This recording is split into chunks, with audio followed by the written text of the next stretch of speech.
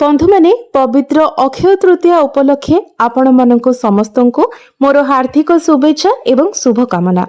बंधु माने आपणकर जदि मेष राशि होई थाए तेबे आजिर एही भिडियोटी आपण मानक पई बहुत गुरुत्वपूर्ण अटे। सेथिपाई आपण माने भिडियोटी को स्किप न करी थरे मात्र शेष पर्यंत निश्चय देखंतु, कारण मेष राशि व्यक्ति विशेष मानकर जीवन एही पवित्र अक्षय तृतीया परठारु बदलिबाकु जाउछि। कारण ग्रह नक्षत्र मानकर चलन रे एक बहुत बड़ परिवर्तन हेबाकु जाउछि। देवगुरु बृहस्पति, राहु एवं केतु निजर राशि परिवर्तन करबाकु जाउछंती, जहा द्वारा आपणक जीवन रे किछि बड़ हेबा पई जाउछि। तेबे एही ग्रह मानकर चलन फल रे आपणकर स्वास्थ्य, शिक्षा, प्रेम जीवन, वैवाहिक जीवन, भाग्य, क्यारियर एवं व्यापार वाणिज्यर स्थिति किपरि रहिबो एही पवित्र अक्षय तृतीया परठारु से विषय रे आजिर एही भिडियो रे आमे माने विस्तार भाबरे जानिबा। नवग्रहंकर स्थिति किपरि रहिबो, नवग्रह आपणकु केउ फल प्रदान करिवे से विषय रे मध्य जानिबा। तो बंधु माने जदि आपणकर मेष राशि होई थाए तो भिडियोटी को आपण शेष पर्यंत निश्चय देखंतु एवं भिडियोटी को लाइक करी चैनल टी को सब्सक्राइब करि दियंतु। कमेंट बॉक्स रे भक्ति एवं श्रद्धार सहित जय मां लक्ष्मी, जय श्री विष्णु निश्चय लिखंतु। तेबे बंधु माने एही पवित्र अक्षय तृतीया परठारु आपणकर नवग्रहंकर स्थिति किपरि रहिबो से विषय रे सर्वप्रथमे जानिबा। तो बंधु माने आसंतु आरंभ करिबा आजिर एही कार्यक्रमटी को, जहाकी आपणकर जन्म राशि चंद्र राशि उपरे आधारित अटे। तेबे राशि चक्रर 12 गोटी राशि मध्यरु प्रथम राशि हेउची मेष राशि एवं मेष राशि राष्ट्राधिपति हेउछंती मंगल। तेबे एही पवित्र अक्षय तृतीया परे मंगल आपणकर चतुर्थ भावरे विराजमान रहिबे। आपणकर प्रथम भावरे विराजमान रहिबे सूर्य, द्वितीय भावरे विराजमान रहिबे गुरु, षष्ठ भावरे विराजमान रहिबे केतु एवं आपणकर द्वादश भावरे विराजमान रहिबे शुक्र, बुध, शनि एवं राहु। तो बंधु माने मु पूर्वरु आपणको कहि सारिछि जे तीनोटी प्रमुख ग्रह मई मासरे निजर राशि परिवर्तन करबाको जाउछंती। देवगुरु बृहस्पति एवं राहु केतु निजर राशि परिवर्तन करिवे। एहा सहित सूर्य मध्य निजर राशि परिवर्तन करिवे। तेबे 15 मई को सूर्य एवं गुरु निजर राशि परिवर्तन करिवे।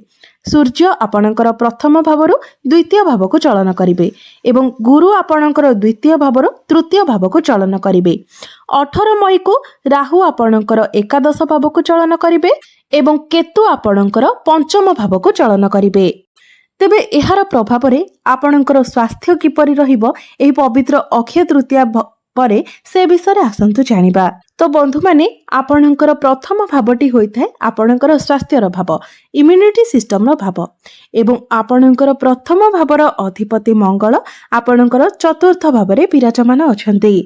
तो अक्षय तृतीया परे आपणकर स्वास्थ्य बहुत भल रहिबो। स्वास्थ्य को नहीं चिंता करिवार कोनोसी भी आवश्यकता नहीं। आपणकर इम्यूनिटी सिस्टम ठीक रहिबो। किंतु बुध जेहेतु आपणकर द्वादश भावरे अछंती एवं बुध आपणकर द्वादश भावरे दुर्बल स्थिति रे अछंती, तो आपणकर त्वचा संबंधित समस्या किछिटा देखा देई पारे, कारण बुध हेउछंती त्वचार कारक ग्रह। सेथिपाई आपणको आपणको त्वचार विशेष ध्यान रखिबार अछि। आपणको जेमिति इन्फेक्शन, एलर्जी ए सब किछि न हुए सेथि प्रति आपण सतर्क रहिबार अछि।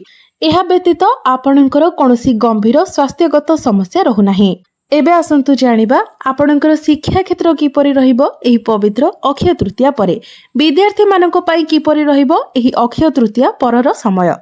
तो बंधु माने कुंडलीर पंचम भावटी होइथाय आपणकर शिक्षार भाव। आपणकर पंचम भावर अधिपति हेउछंती सूर्य, जे आपणकर प्रथम भावरे विराजमान होछंती एवं 15 मई को आपणकर द्वितीय भाव को सूर्य चलन करिवे। तेबे मई मासरे सूर्यंकर स्थिति बहुत भल रहुछि, अर्थात अक्षय तृतीया परे सूर्यंकर स्थिति बहुत भल रहुछि। तो अक्षय तृतीया परे जदि आपणकर किछि एग्जाम अछि तो सेथिरे निश्चित भावरे आपण कृतकार्य हेबे, सेथिरे आपणको सफलता मिलिबो। आपण जदि कोनोसी फॉर्म फिलअप किंबा एडमिशन करबा पई चाहुछंती सेथि पई मध्य अक्षय तृतीया परर समय आपणको पई बहुत भल रहिबो। सरकारी क्षेत्ररु मध्य आपणको लाभ प्राप्ति हेबो। आपण जदि गवर्नमेंट रिलेटेड किछि एग्जाम देउछंती तो सेथिरे आपणको अधिक शुभ फल मिलिबो। एबे आसन्तु जानिबा आपणकर प्रेम जीवन किपरि रहिबो एही पवित्र अक्षय तृतीया परे। तेबे बंधु माने कुंडलीर पंचम भावटी आपणकर शिक्षार भाव हेबा सहित पंचम भावटी मध्य होइथाय आपणकर प्रेम जीवनर भाव। तो आपणक पंचम भावर अधिपति हेउछन्ति सूर्य, जे कि आपणकर प्रथम भावरे विराजमान अछन्ति एवं 15 मई को आपणकर द्वितीय भाव को चलन करिवे। एवं आपणकर प्रथम भावर अधिपति मंगल आपणकर चतुर्थ भावरे विराजमान अछन्ति। तेणु अक्षय तृतीया परे आपणकर प्रेम जीवन बहुत भल रहिबो। मात्र 15 मई पर्यंत सूर्य जेहेतु आपणकर प्रथम भावरे रहुचन्ति, तो 15 मई पर्यंत आपण निजर क्रोध उपरे नियंत्रण रक्षा करंतु।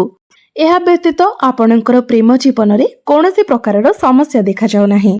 एवं प्रेमर कारक ग्रह शुक्र जेहेतु राहुଙ୍କ सहित विराजमान अछन्ति, तेणु 18 मई पर्यंत आपणଙ୍କ मध्यरे छोट छोट कथा को नेकी बेले बेले टिके मिसअंडरस्टैंडिंग होई पारे। तो ताहा किछि नॉर्मल रहिबो एवं 18 मई परे से समस्या मध्ये रहिबो नाही। तेणु 15 एवं 18 मई पर्यंत आपण केवल निजर क्रोध उपरे नियंत्रण रक्षा करंतु एवं छोट छोट कथार पुनरावृत्ति करंतु नाही। कारण अक्षय तृतीया परे आपणकर प्रेम जीवन बहुत भल रहुछि। जदि ए सब को आपण अवॉइड करि दियन्ते तो आपणकर प्रेम जीवन आहुरी अधिक मध्य भल रहिबो। पूर्वरु जदि आपणकर प्रेम जीवन रे किछि समस्या थिला, आपणक मध्यरे कथाबार्ता बंद होई जायथिला, तो अक्षय तृतीया परे आपण देखिबे से सबुरे समाधान होई जिवो।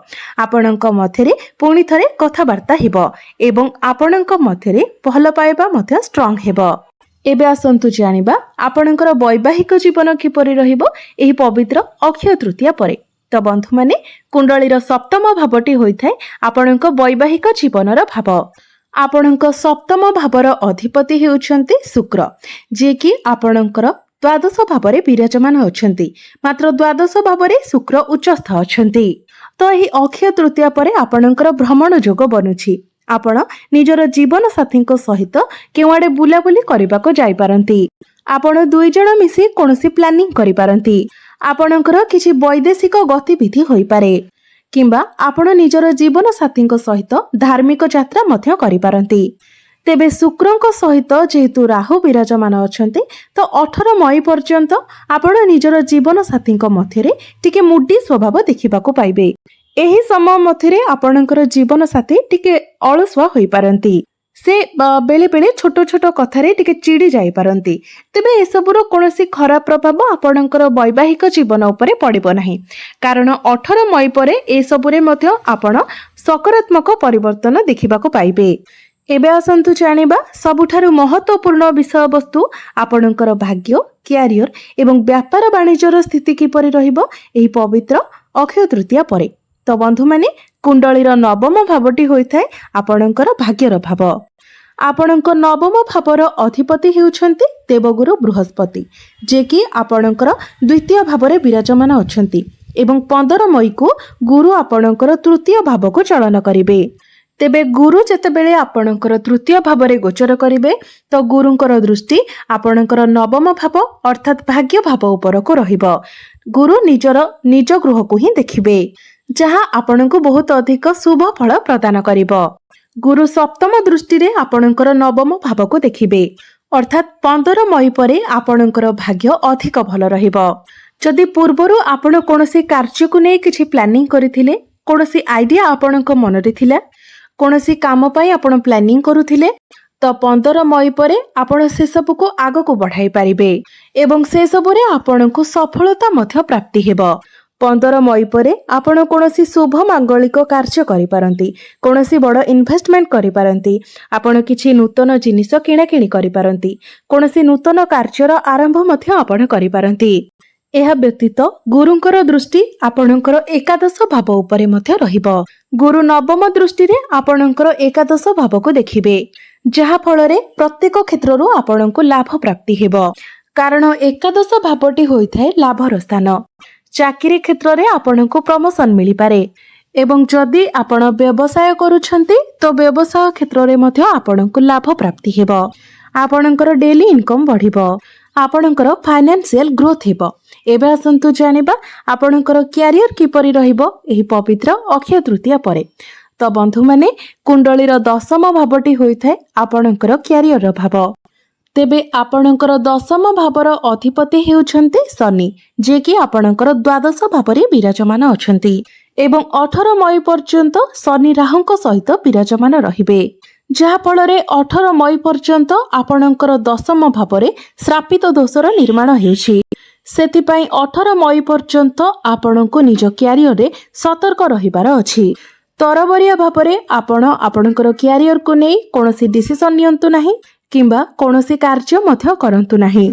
समस्त प्रकारर आर्गुमेंट एवं पॉलिटिक्स ठारो आपण जेते पारिबे दूरे रहंतु। श्रापित दोष कारणरू आपण निज क्यारियर रे फ्रस्ट्रेट होई जिवे।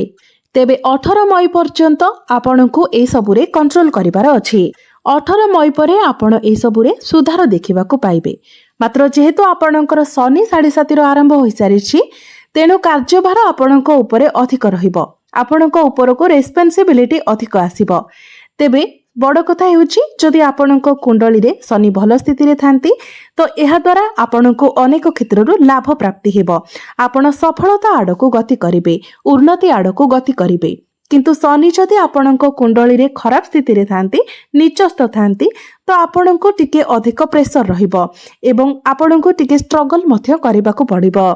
एहा व्यतीत शनि आपणकर द्वादश भावरे थिबा हेतु कार्यक्षेत्र रे परिवर्तनर चिंताधारा मध्य आपणकर मन को आसीबो। आपण आपणकर क्यारियर के नै लॉन्ग ट्रैवल करि पारंती, विदेश यात्रा मध्य करि पारंती। तेबे आपण जे कोनोसी क्षेत्र रे कार्य करूथांतु ना काहेकि 18 मई परे आपणकर कार्यक्षेत्र रे आपण सुधार देखिबाको पाइबे।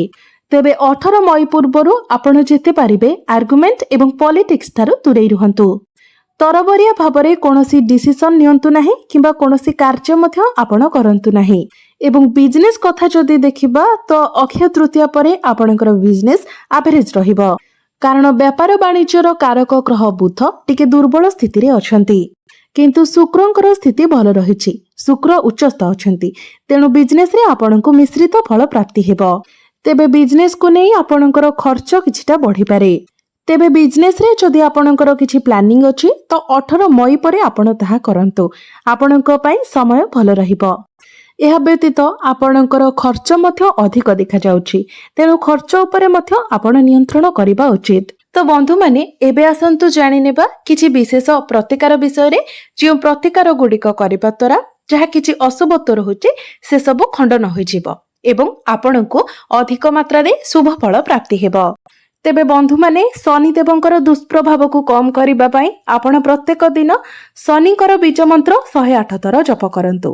प्रत्येक दिन आपण हनुमान चालीसार मध्य पाठ करंतु। एहा सहित प्रत्येक दिन आपण चंद्रमांकर बीज मंत्र मध्य 108 थर जप करंतु एवं प्रत्येक दिन आपण उदित सूर्य को तंबा पात्र रे जलार्घ्य अर्पण करंतु। निश्चित भावरे समस्त अशुभत्व गुडिक खंडन होई आपणको अधिक मात्रा रे शुभत्व प्राप्ति हेबो। तो बंधु माने आपणकर जीवन मंगलमय हेउ, एहा ही ईश्वरंक निकटरे मोर प्रार्थना। धन्यवाद।